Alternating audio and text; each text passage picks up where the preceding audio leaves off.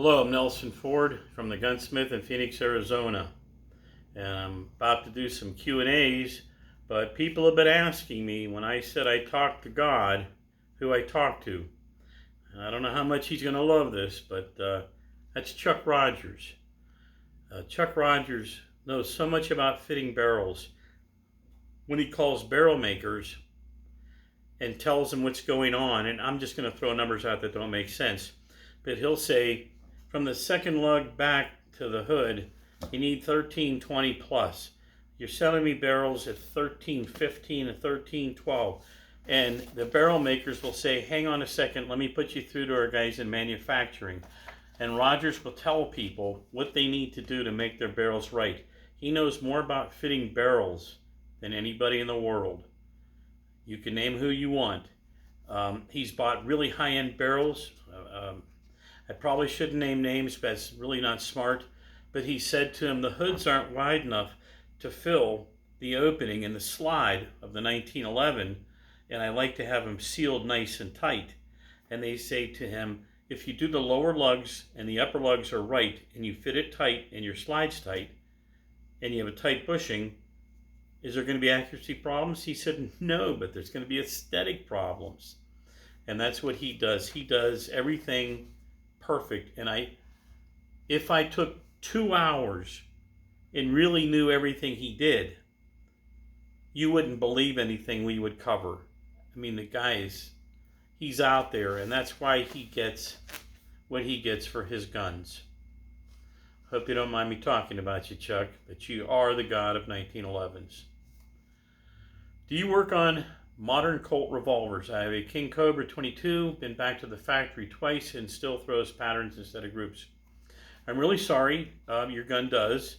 I've not really encountered a lot of guns that have problems with accuracy, even H&R 22s and you know, Ivor Johnson 22s, and everything seems to shoot right. If you're having a problem, it's usually at the muzzle, because if you have a loop in the barrel or inconsistency, and there's 2 or 3 or 4 inches beyond the inconsistency or the loop, the bullet will restabilize and it will shoot a good group. And so generally when you have pattern problems, it's generally some inconsistency at the very close to the muzzle, within an inch or an inch and a half of the muzzle. And I would look at the muzzle of your gun. I love Colt peacemakers. As crazy as their V-springs actions are, I love them. But I don't understand their new guns. You know, all you have to do is look and see that pig's tail spring on the trigger is wrong.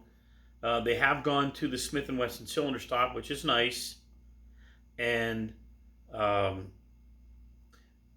don't know exactly, I haven't seen a lot of their new guns recently, but I think they're still using the old Trooper Mark III stuff, and that's where the hand is in there with a transfer bar or a hammer block and a horsehair spring between them, and it's weak. And when you go to put the side plate on, you wonder how those parts stay in place and work.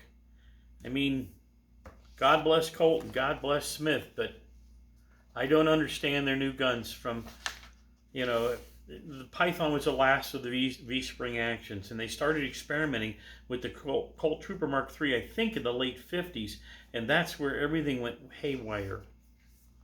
They're nice looking guns, but I'm not comfortable working on them. Oregon Wilds, good day to you from the state of Oregon.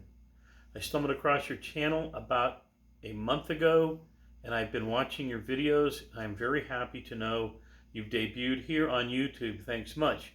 I have a question for you regarding the Kimber Ultra Carry.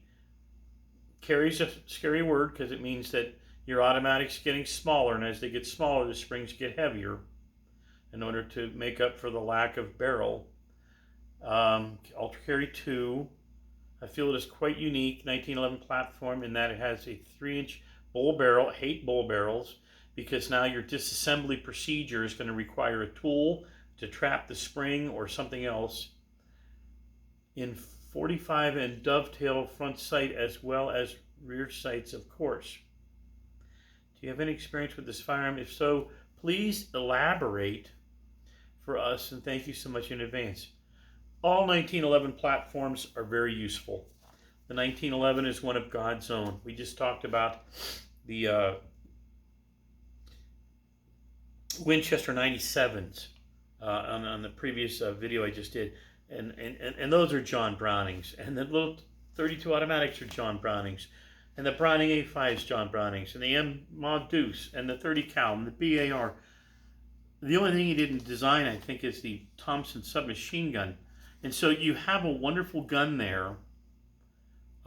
But the bull barrels are not fun for me.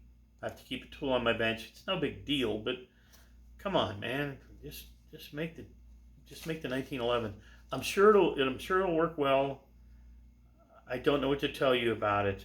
A lot of those reduced size ones from Kimber are made in 9mm, and those are wonderful, no recoil, and it would be better to have that on a shortened 3-inch gun, because my 69-year-old hands, tomorrow 69, do not want to deal with the officer's model and the shorter one. What's that? The Defender. Defender, yes. Okay, Pit Bull, top Pit Bull, 2 TOB Pit Bull. Got a question for you. I have a 1977 Colt Combat Commander that has a V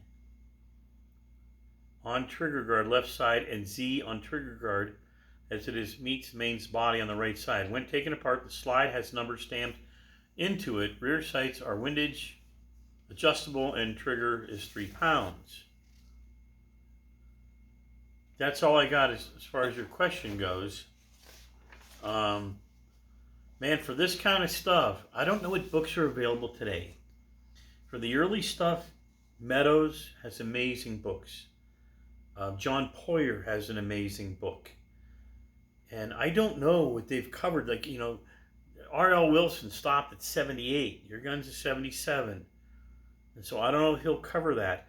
But there are books that have this stuff. And you guys need to go out and buy these books that are done by Meadows and Poyer and Wilson, because we need them to keep making them. And if we buy them and get the knowledge from them, they'll keep making them.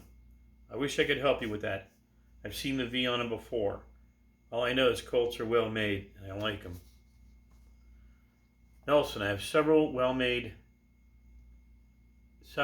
many 1911's, and only have this problem shooting less bear stinger. Shell casing sometimes hit me in the face. It usually happens on the last 2 rounds of a magazine. Any ideas why? I don't know what a stinger is, but I can tell you that the really shortened guns, you have to get the videos. People have done this at Scottsdale Gun Center. They've had the little tiny guns eject rounds into their face. And the stinger may not be a little tiny gun, but if it is, the recoil is so abrupt on those that when they fire, instead of the slide coming back and going like this, the gun comes up like this. And when the slide's back and the round comes out, the gun is facing them, and the round comes back and hits them, and they wonder why. And if you just had a full-size government, it wouldn't. If you want to carry reduced size 1911s, it's fine, it's dandy. But you got to hold those guns with 2 hands and show 30 pounds or 28 pounds of resistance on the Defender, and your hands try to separate, and they're hard to control. I can't follow the thinking. If it's not a reduced size, and it only happens on the last round, it's because the round coming out is not influenced by the next round below it, and your ejector's operating differently without another round coming out of the magazine. And what you need to do is get somebody next to you and shoot some videos while you're shooting it, and do it at high speed so you can see what's going on. In reference to the 1911 shavings question, the first 1911 barrel fit was a Clark barrel, and it would shave lead and jam in order. I think I've seen this question. I thought it was ramp polishing issue. Ramp polishing, that's not going to shave lead. It's going to make it appear as though the bullet, especially if they're, there's not a lot of their, what do you call it, linotype lead. You put in antimony to make them harder. I haven't done that casting in a long time, but I remember bullets getting a mark on them, when they go in, and I used a lot of 200 Hensley and Gibbs, and they just made a mark. It just made a mark, feeding. But he's saying it's not that. He thinks it's a different thing. shave lead and jam in short order. Jam. You can't have jams. I thought it was a ramp polishing issue. It was not the case. I called the Clark shop and remember talking to Jim Clark. That must have been a while ago. Who was a really nice guy and said his barrels had short chambers, so he shipped it back at $5 worth, and my reloads did solve the problems. Yes, a lot of barrels don't have the lead-in cut, and when I used to fit, and it just doesn't happen anymore, because a lot of guns come with great barrels today. You really don't need to change barrels. And really, those match-grade barrels were meant for World War II guns and that sort of thing, because the Colt factory barrels had sharp rifling. You just had to get that barrel to stop in the same place every time, and you'd get your accuracy. But cutting leads in guns, that happened a lot. Guns would stop short, and they just barely not close. And I think you had to have 1250 to 1260 overall length, 1.25 inches. And I like 468 at the case mouth, but a lot of people went out to 471, which was the limit. And then guys would come in, they'd have 474, and their guns would be jamming, and I just tell them, that last die on your Dillon press is the most important.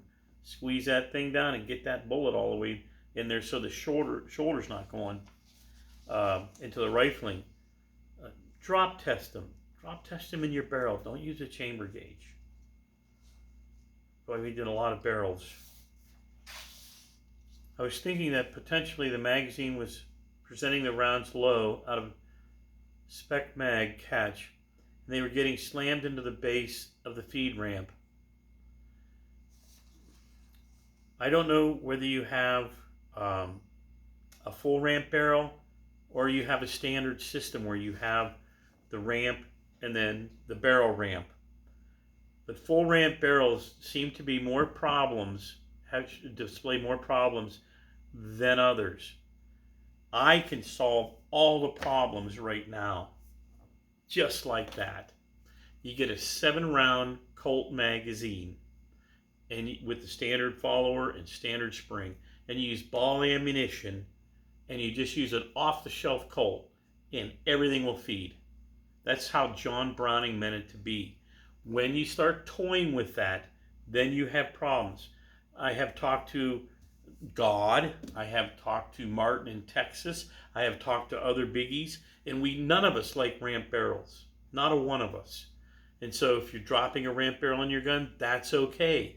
But it's not something an old timer like me likes to see with feed problems. Although feed problems are usually related to the width of the breech face and the extractor tension. People go, what? And I said, yes. You're looking at where the bullet's going and the problem's in the back. And you need 485, which you get almost on every Colt except for the two-tone nickel-plated jobs from the late 70s, early 80s. A lot of guys remember those. It came with Packmeyer grips. But they're all right at 485. Other manufacturers, I find them anywhere from 470 to ½ inch. It's mind-blowing. But if you have 485 on a 45 and you have an extractor that lets rounds in, your gun's going to work. So thanks a lot for watching, and talk to you again later.